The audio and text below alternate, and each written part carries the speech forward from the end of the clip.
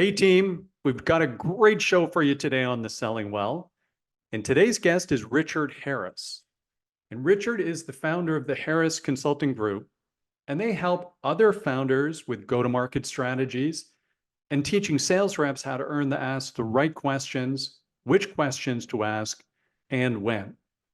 Richard's also the host of the Surf and Sales podcast, another great podcast, and he's the author of The Seller's Journey, your guidebook to closing more deals with N.E.A.T selling. We start the podcast today talking about the seller's journey, of course. N.E.A.T selling, the acronym stands for need, economic impact, access to authority, and timeline. We also get into a lot about sales culture, sales management, a couple of great topics in the book, the respect contract that you're actually going to engage in with your clients and prospects, listening tactics, a little bit about negotiations. And in the back half of the podcast, we talk about something really important, which is the state of mental health in professional sales, because Richard and the Harris Group were involved in a report with the Sales Health Alliance. And for the third year running, they've done some research and surveys of around 600 sales professionals in the US. I think you're going to find some of the stats kind of interesting. I found them a little bit alarming, that 70% of salespeople are struggling, and that's an increase in 11% year over year.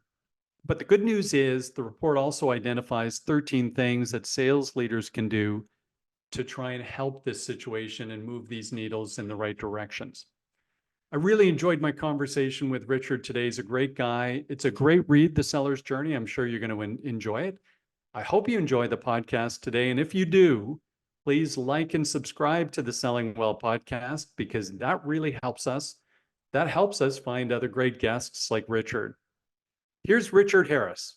Hey, Richard, thanks so much for joining the Selling Well podcast. Great to have you here today. Mark, I'm excited for this conversation. We've talked offline a couple of times in life, so I appreciate you having me.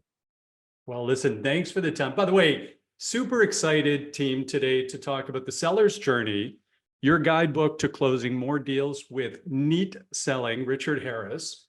And of course, Richard, when I picked up the book and started reading it, it's a page 2. So it looks like, The Coaching Habit by Michael Bungay Stanier, and actually Sell Without Selling Out by our buddy Andy Paul. So I couldn't wait to jump into it. Thank you. Well, Andy's the one who introduced me to page 2. So I owe a lot of credit. And Andy gave me some advice. He gave me advice on like how to title the book and stuff. He's so open. So if people don't know Andy Paul or his podcast, please listen to this one and finish it. Andy's a good friend of both of ours, and highly recommend his sales content. They're just fantastic. Actually, he's a constant topic on this show and your podcast as well. We heard about it in the intro, but Surf and Sales Team is a great podcast to check out with Richard. Thanks. But before we jump into the book here a little bit, give us a little bit about your short story journey in professional sales. Yeah, I'm one of the few who kind of knew they wanted to be in business all along. And, in high school, my first job was, for those of us of a certain generation, was at the mall working for the Gap, folding and selling clothes. So my first job was always in sales, and I never really looked back. I always sort of knew that's what I wanted to do. After college, my last year in college, I started working for the Gap again, went into management with them because I knew that's what I wanted to do, and just moved, like many people, moved around from different sales roles to different sales roles. So that's the quick. I can go a little bit further, but you and I are both from last century, so it could take a minute. Well, I'll tell you what, one of the things we don't often hear these days, truthfully, is that you had this intention of going into it. Yeah. So, we have so many guests of kind of our generation, a little bit younger, and they literally say, hey, I fell into sales. I'm one of those people. And yet when we had Frank Cespedes on the show from Harvard, his recent book, Sales Management That Works, he speaks to, if you graduate college or university today, you have a 1 in 2 chance of being in a professional sales job at some point in time in your career. I never knew. That's a fascinating story. That's crazy. Isn't that a crazy stat? Yeah, Yeah. the 1 and 2. Yeah. But let's jump into, we'll talk a little bit about the book. And again, Richard, given your background, and folks, if you check out Richard's LinkedIn, you're going to see literally he's either consulted to or worked for some of the largest SaaS companies in the world, all the big names that everybody knows. Let me ask you this, and I'm sure it feels like a generic question, but it's sincere. With everything you would have studied over the last 20 or 30 years as you were growing up in professional sales, why did you think there was a need for another sales book? And what really prompted you to write The Seller's Journey? And I'm Yeah. glad you did. No, I appreciate it. I don't know. I'll be one of what I think is one of the more honest people. Selfishly, I wrote it because I needed to write it to continue to build my brand. Like I'm not Fantastic. Sure. Of course. Me too. so that was one reason. The other reason was that I felt like there was a disconnect between all the stuff we've been taught, and even the stuff I taught early in my career, and all those terrible buzzwords and buzz phrases, and the reality. And when I looked at the top, happiest, and best salespeople and sales leaders, and including, what I learned the most, it was about people who were human, right? And we sort of go up and down with this, humanity and sales thing. We saw a big spike in it in 2020, obviously with COVID. And now we're moving away from it again, Yeah. whether intentional or unintentional. And so I just wanted to put that out there, that it's time to bring humanity back into sales again. So those at the highest level, that was the philosophical stuff, which is in there, and then the other parts are the tactics. There's 13 tactics that people are never taught, or taught very differently. One of my favorites is teaching how to deliver pricing and negotiate, and very specifically negotiate with procurement. I don't know anybody who was taught to negotiate with procurement. Yeah. So I'm trying to give stuff away that is different and helpful and that kind of stuff. So those are the reasons that I wrote the book.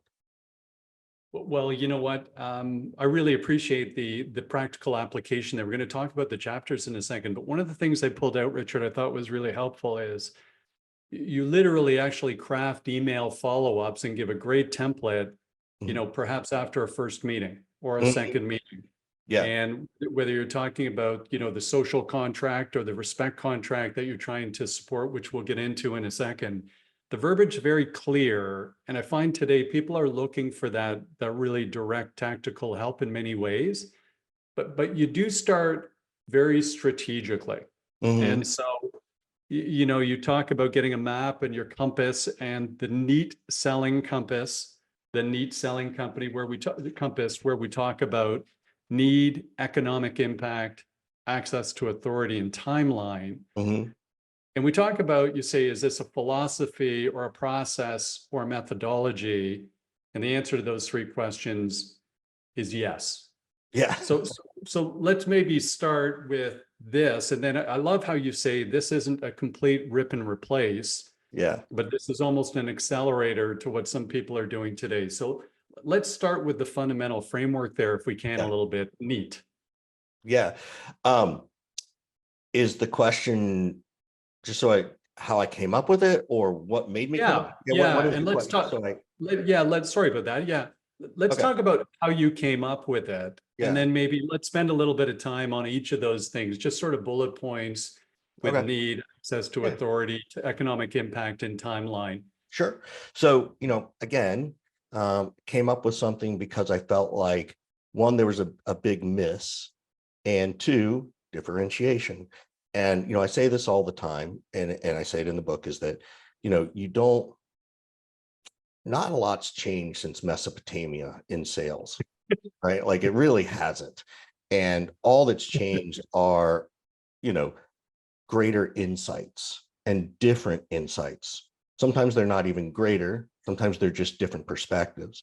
And so I was trying to do that.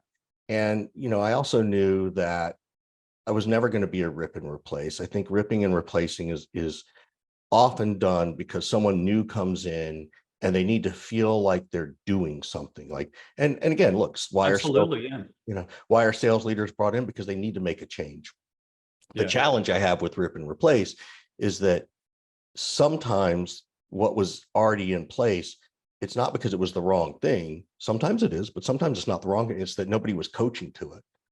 So Yes. now, to a large extent too, if someone's, is very well skilled in a medic version, right? Mm. And it fits, like, let's face it, medic, I think for me, I think medic's a bigger sales cycle, probably 60 to at least 60 to 90 days sales cycle. It's not a transactional sales cycle. Um, I get why someone would come in and replace it because that's what they know and they've been trained on and they've trained multiple other teams. I can get it. Um, as opposed to maybe something else, which is totally fine. I just don't think it's the first thing you need to do. I think you need to assess a little bit first.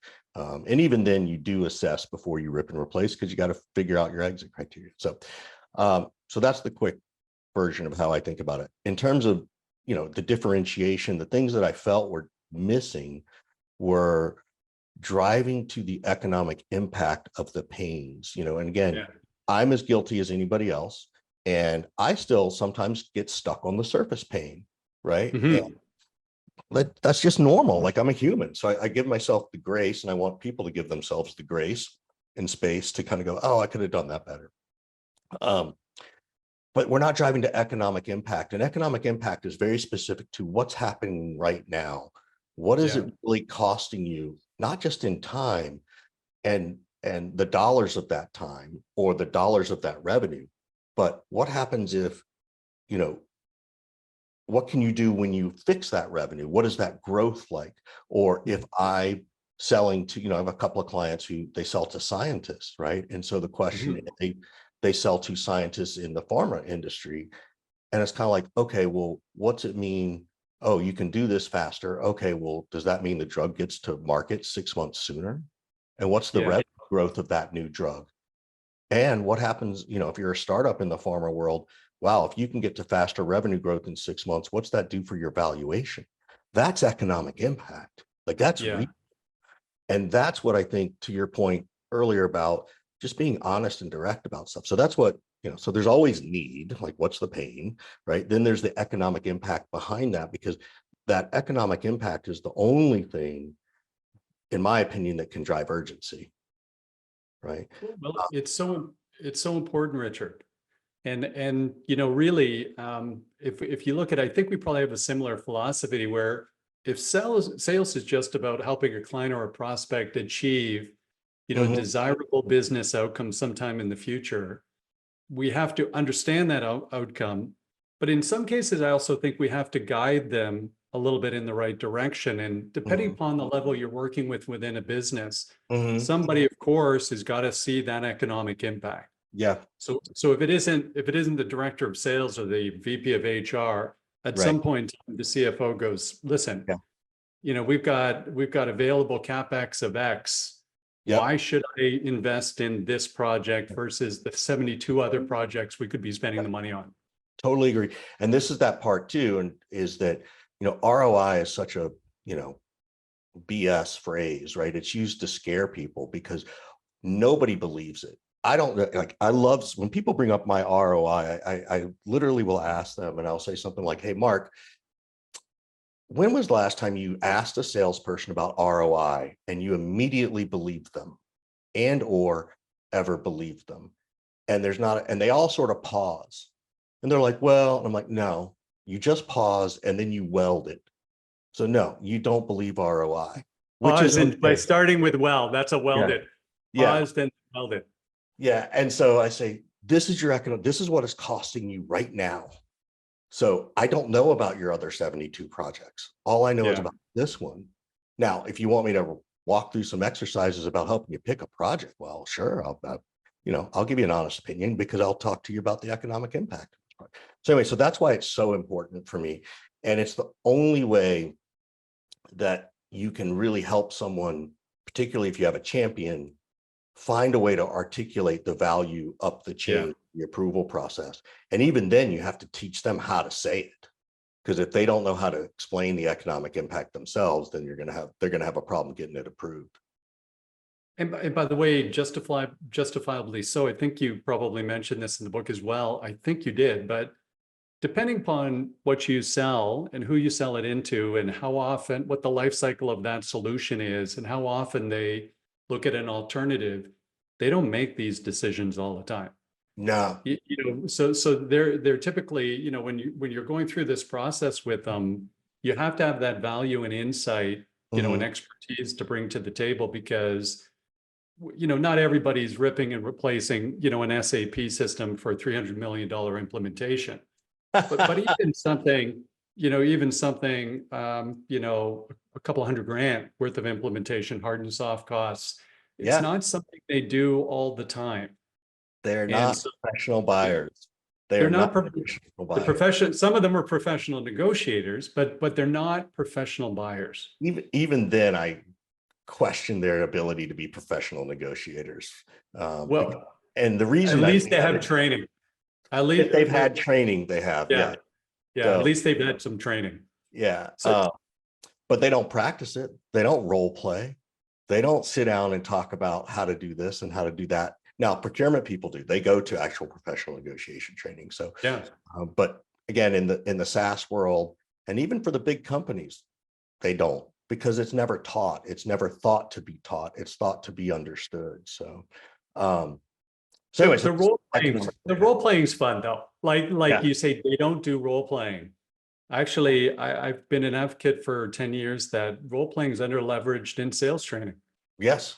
Oh, it has. So, even some of the largest enterprise sales software companies in the world, they think they're above role playing, but every performance sport in the world uses repetition and rehearsal.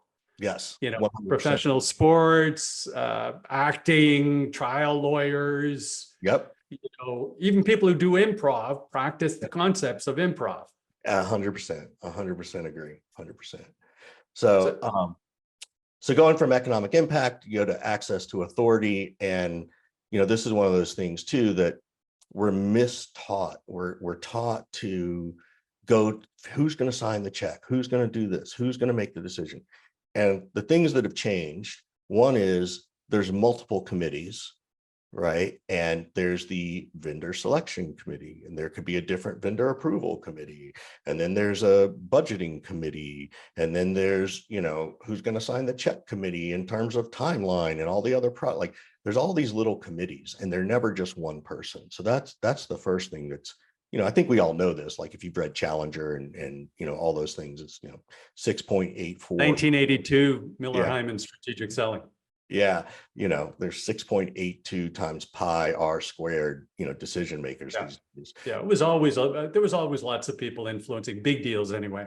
Yeah, and we're asking the wrong question. The simple question we should be asking is the skeptic. Who's the skeptic? We should be saying, hey, Mark, it's the end of the first meeting. Hey, Mark, I know what, you're going to go, like everybody else, you're going to go back and take this to your team. And Mark's going to go, yeah. And I'm going to go, great. Just out of curiosity, who's the most skeptical person on your team, and what are they skeptical about? Because you're never going to get to authority till you get through all the skeptics, right? And that gives you way more insight into what's going to delay the deal, pause the deal, or stop the deal, right? And we've heard it 1,000 times. IT can't say yes, but they can certainly say no. Okay, well, let's ask, what would they say no about? Why would they say no? Is it they've got 20,000 other projects? Is it they just don't care about sales and don't see it that way? Is there internal political friction between the leaders? I don't know.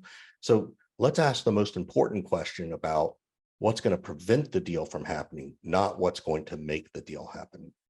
So that's a big piece for me about how you get access to authority. Thank you.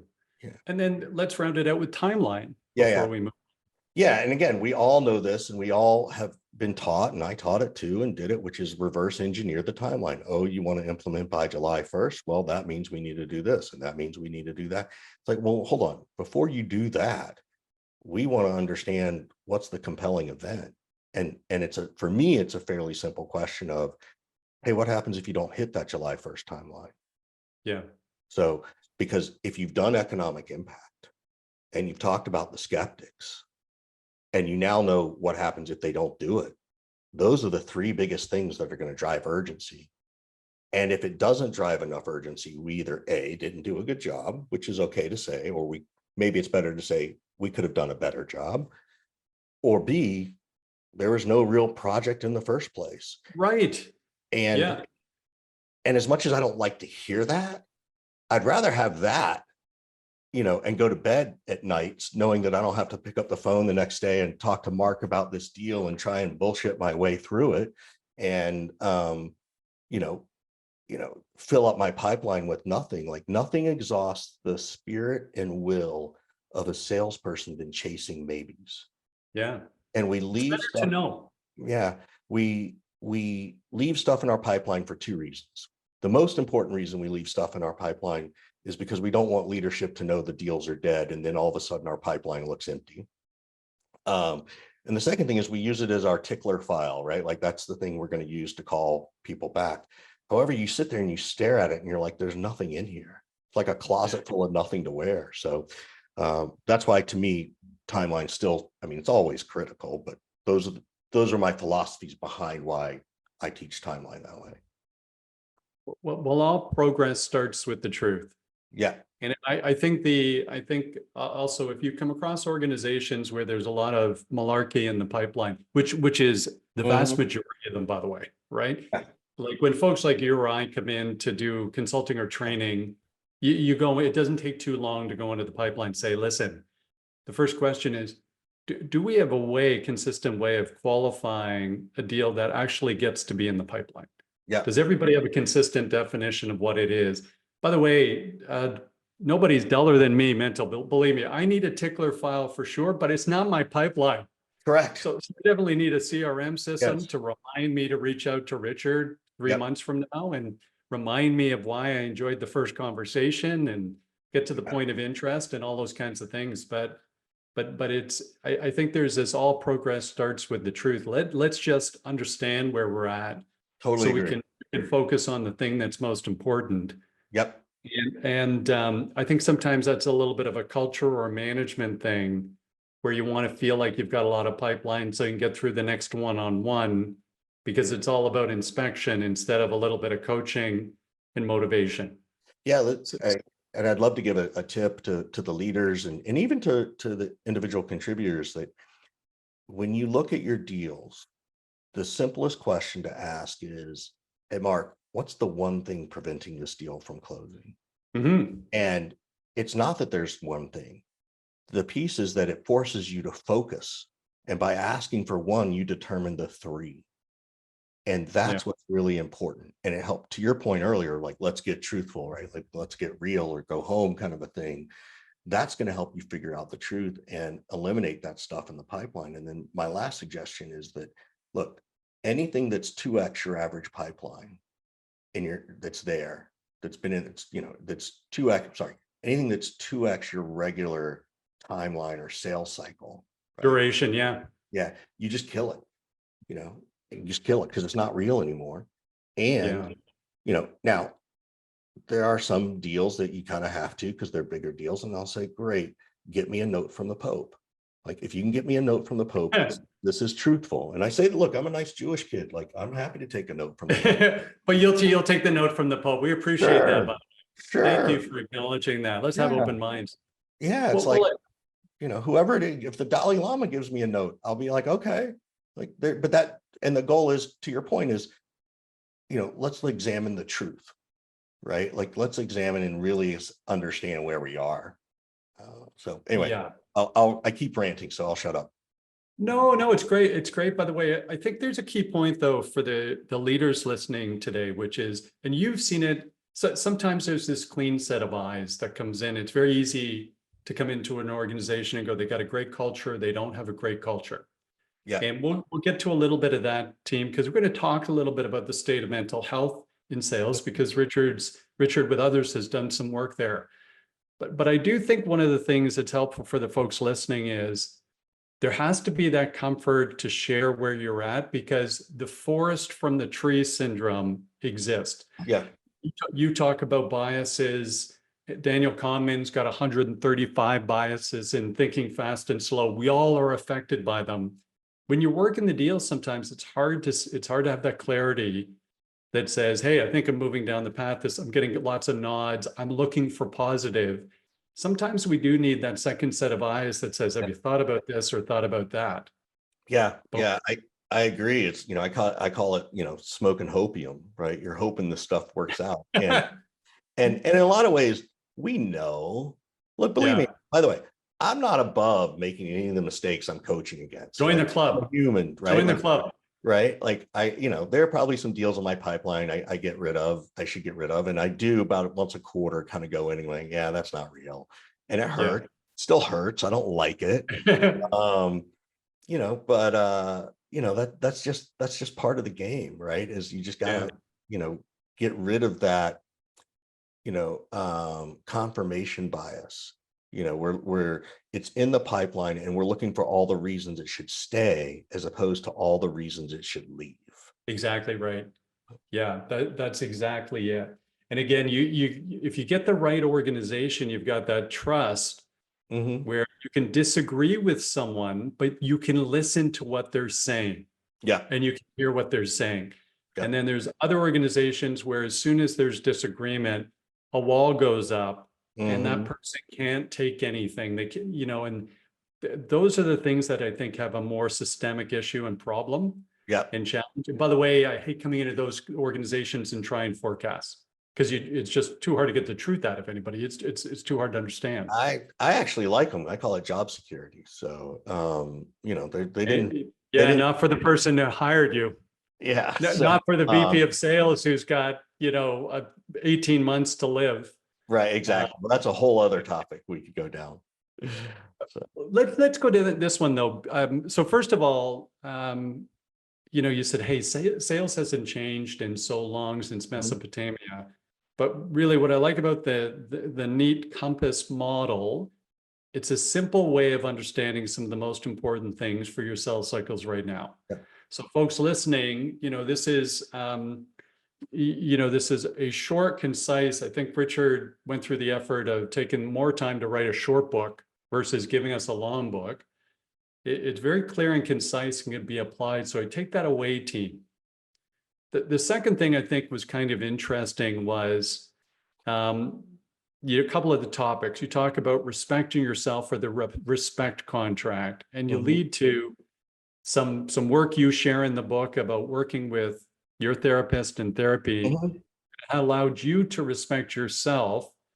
And then you come up with the transaction analysis diagram with the three egos of parent, adult, and child, mhm, and how some of that actually influences the emotional responses mhm.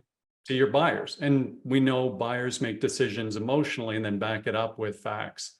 Yes. Do you want to share a little more color around that, around maybe that component? That's really one of the second most important things I pulled out of the book. I thought it was very interesting. Yeah, it's interesting because it's all about emotion, right? Every purchase we make, every decision we make is emotional at this point, right? And in some cases they're we think of them as instinctual because we've done them through repetition. But look, there's a reason that all the candy bars and everything are, right by the checkout line. They're playing on your Mhm, emotion, right? They're mhm. playing on a desire of want, not a desire of need. So that's a big piece. And so anyway, so I learned this stuff, transactional analysis. Obviously, I didn't create it. Eric Byrne did back in the 50s. And it's sort of like the ego and superego, but it's way more simple and easy to understand. And I had to learn it to learn how to understand where my perspectives were coming from. Like, Mm. why was I struggling, at this mental health thing? What was going on? And look, it 99% out of 100 times out of 100, I think it all goes back to mommy and daddy issues, how we were raised. Um, but had to confront and heal, things in the childhood. And by the way, let me be super respectful. I did not have a horrible childhood, like Yeah, up you do until the mention that in last. the book to Yeah. make sure Yeah. that's very clear. Yeah. It's Yeah. very clear. Like, I was not abused. I was not hurt. My parents were not alcoholics. My parents weren't drug users. Like, they just, they were just parents, and they were a product of that parenting in the 70s, right? 60s and 70s. So it was just different. So please don't, I promise you, there are people who've had far more trauma in their childhood than I have. Mhm. That being said, we all have our baggage. So I had to understand that piece and relearn myself and learn what mattered to me emotionally and internally so that I could make different decisions going forward. And so that obviously plays a role in how we all make decisions and how it comes into sales. So that's where I learned it and understood it and how I approached it into not even just sales. I mean, I use it, I think about it with my kids and my wife and, not to Yeah. manipulate people. I just want to understand their perspective, which is what sales is. Like our job is to understand, be empathetic, and you can't be empathetic if you don't understand their perspective. Like otherwise Right. it's being, fake sympathy. So again, I can rant, but so I'll stop there unless there's something you want me Yeah, to. no, there's no rant there. That, I mean, it's very, very clear. And, we hear the consistent theme on this show for sure, Richard, where, we know people make decisions emotionally. Mhm. Yet if we can't put ourselves in the shoes of the buyer, then how can we help them with that? If Yep. we don't understand them, their business, their industry, some of the trends, if we don't have insights, what they're up against, then how can you have that empathy if you don't at least, have some understanding of it? Yep. 100%. And then the second thing I think, just on the emotion side, we haven't had him as a guest, but there's a guy named Nick Morgan, and I think he's from Harvard, but he wrote a book called Can You Hear Me? And amongst other things, he's got research in there that he's pulled from other people that says, in a podcast like this where I can see you and you can see me, it's milliseconds, Mhm. or you can sense my intent. Mhm. So, is the intent, hey, Mark's got a controversial podcast and he's going to try and make me look silly? Or does Mark just want to have a good conversation about professional sales to help the listeners? Or is he looking for clickbait or whatever? And I really believe that the same thing happens these days in a professional sales interaction, Yeah. where just for whatever reason, that buyers feel the way they feel about us today, as soon as they know they're dealing with a professional salesperson, they're hypersensitive. And if you go in with this intent, and I loved some of the verbiage you used, but saying, hey, I'm just going to have a conversation and let's figure out if there's an opportunity. I think you said, before we dive in, I want to say I believe we're both here on a fact-finding mission. Let's exchange some ideas and see if it makes sense to continue, and if it doesn't, we'll both part as friends. Yep. So then they get this sense, okay, Richard's not trying to fit a square peg in a round hole. We're trying to figure out if there's a good fit on both sides. Let's have a conversation. Yep. Yep. They can sense that intent. And my concern a lot these days with what we see is, particularly SDRs and BDRs get thrust into a role. It's a lot of volume of activity. They have nothing else to do but pitch. They don't know anything else. They get no training.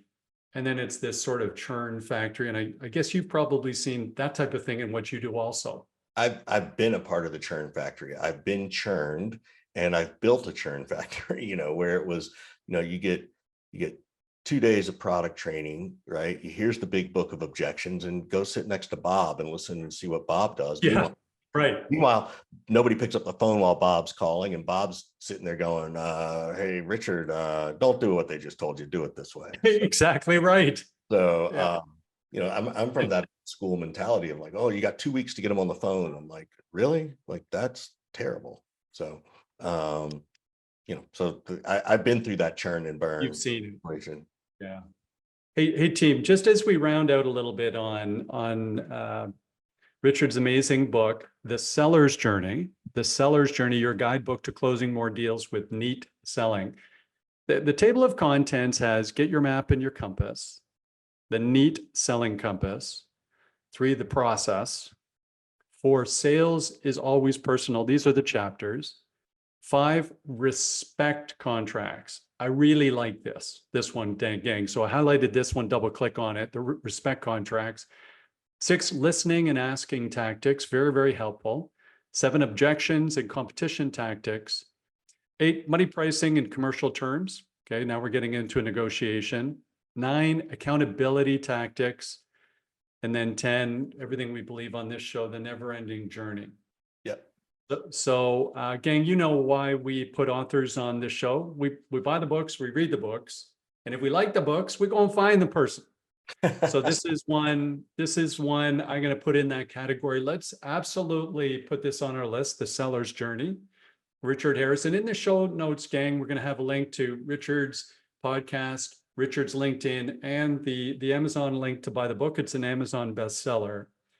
But in the last 5 or 10 minutes here, one of the other reasons I was so excited to have Richard on the show was because he is involved in some research on mental health and professional sales. And he's been a part of this research over the last few years. And when I took a look at the research originally, and again, I know you did this sometime back, Richard, so it's certainly not a test on any stats, but a couple things I pulled out that just pulled me over. 70% of salespeople are struggling, and that's an increase of 11% more from last year. So 70% of salespeople are struggling right now from a mental health perspective. There was a tremendous regression in investment in these things to help the salespeople over the last year. So during COVID, maybe we peaked and then we've started to pull some money back. Only 28% of salespeople say they work in a supportive or very supportive environment. Yeah. That's a pretty tough place to live. Let me just ask for a couple of thoughts. So this research was done, I think, on around 600 people in professional sales. But I'm sure you've seen all the other research out there on mental health and professional sales. I know you've done a lot of other people's podcasts, but tell me a couple of key insights, and if anything's current, you do get into some tactics about what sales leaders can do to try and move the needle in the right direction, which I think might be really helpful for some people today, or at least a couple of them. Yeah. So I think that the goal of this, as we built the study, we asked people, in addition to what they were struggling with, but we also asked people, at your peak performance, what was your leadership team doing? Because that's a different question. It's the same question, but asked in a different way. So, because we wanted people to think about their best moments, not just, oh, woe is me, and then this all kind of a thing. Great. It's a great question. Yeah. So some of this data comes from that. And the things that mattered were, the top things were that, their leadership wasn't being vulnerable, right? I think that was number 4. And vulnerable doesn't mean coming in and talking like Richard about your emotional childhood and blah, blah, blah, right? And vulnerable means owning up to it. Like, when was the last time a sales leader recorded a sales conversation and sent it to the team and said, hey, everybody, tell me what I could have done better. Yeah. Right. Or, coming in and saying, hey, everybody, you know what? I just finished buying my first house, and I'm going to have the real estate agent come in and talk in our sales meeting this week, because I just want to make sure people know this stuff. Like, there was a lot of stuff I went through that I didn't know. So I just want to give you a life skill, right? Like, that's vulnerable. Yeah. That's what vulnerability means. Vulnerability also, at the high level, at the tactical sales level, doesn't mean giving people what they need to do. Don't should on people. Here's what you should deal over. It's more about asking, okay, what do you think we should do? Would you like to hear my opinion? Because if you don't, I won't give it to you, right? Let them know that you're vulnerable enough that you can do that. Again, another question, I'll jump into the other ones in a second, but as a leader, in your one-on-ones, what if you said, once every 3 or 6 months, hey, Mark, what's one thing I could do better to help manage you? Yeah. That's vulnerability. Meaningful work matters, meaning it needs to have purpose. Everybody says, well, I got to work for a company that I can believe in the product or service. And I'm like, you do, but what does that mean? What's going to make that meaningful to you? Right. Yeah. And digging into what that really means. So that's what people, I think, need, and leaders need to try and suss that out in the interview. Look, job security is one, and I think, I don't like that phrase. What I think salespeople need to think about is career security. Hmm. I want career security. And in sales, we're always free agents, right? Yeah. So what are the things I need to have that piece? Now, that doesn't mean in the role you don't want job security. I get it. They also, obviously, number two is, achievable targets. Like we've all been down that path. 2023 taught us that that wasn't true. And then we're already seeing it again in 2024. That's what I'm seeing. And then, you know, obviously the most important one for salespeople is career pathing. What's my career path? Um, Yeah. and even if you don't have a career path available, you need to be honest and vulnerable on it. And if you're an early stage startup, your career path is very different if you go work at Zoom or Salesforce or something like that. So just make sure you understand those are the things that people want from their leadership, right? And by the way, those are five. There's 13. Those are five of them. Right. But five big ones. Yeah.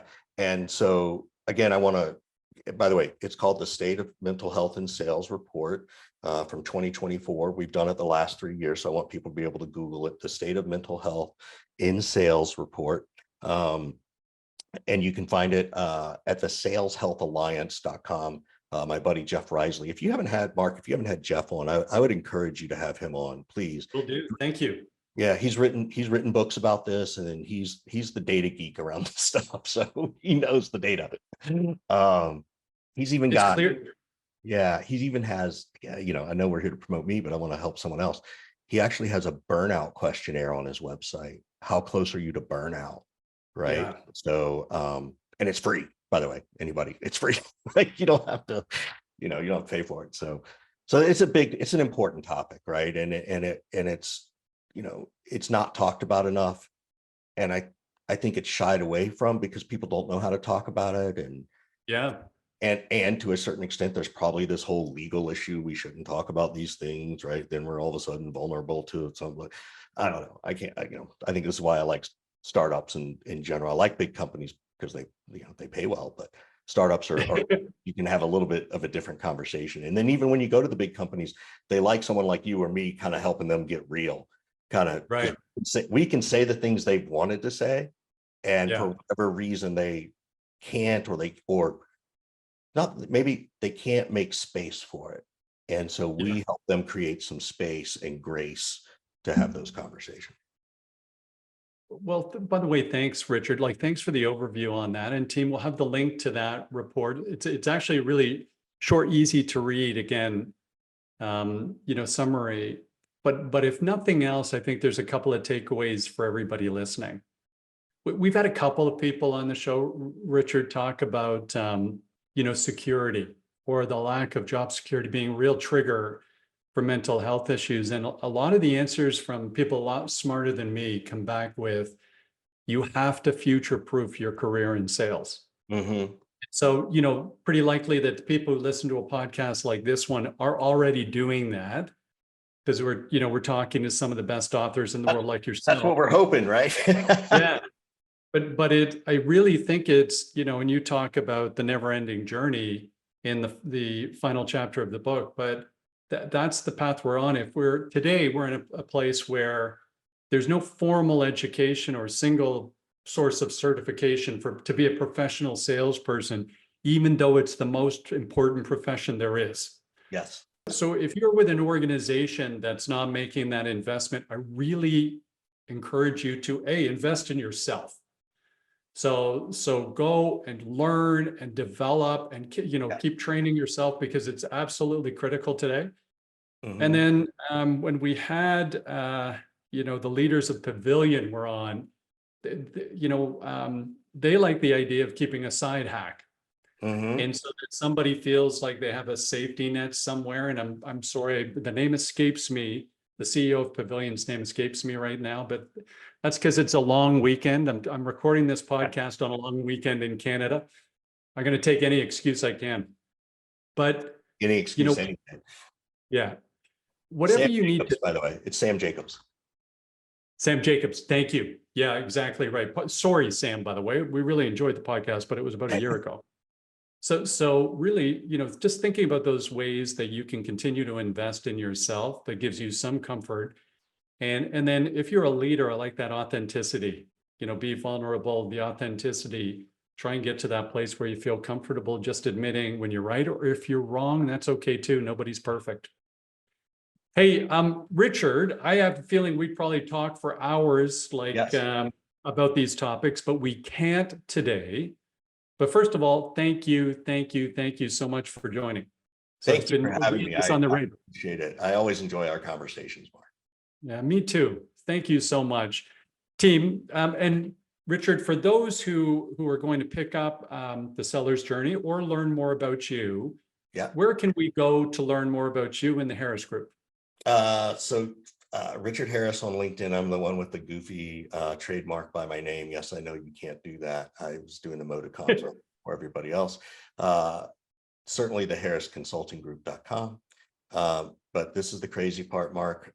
415-596-9149, 415-596-9149. Yes, that's my legit cell phone number, because it's the one my kids ignore whenever I call them. Yes, I will gladly chat with you. I'll answer questions, whether it's about sales or mental health or life or career. Just, I try to be supportive and put karma in the world. Do me a favor, maybe text me saying you heard me on Selling Well. Otherwise, I probably won't answer an unknown call, but always happy to chat with people. Great. So team, the links will be in the show notes for today for Richard. And again, highly encourage you to pick up The Seller's Journey. The Seller's Journey, fantastic book. So thank you to Richard. And then team, thank you very much for joining today on the Selling Well podcast. As you know, the reason we do this is, hey, we love learning. We want to run a podcast that enables everybody in professional sales to one up their skills, knowledge, capabilities within an hour of listening to this podcast. I hope you enjoyed the podcast, but we also know we're not perfect and we're growth oriented. So the reason we do this today is because we've received some really great constructive feedback from people like you.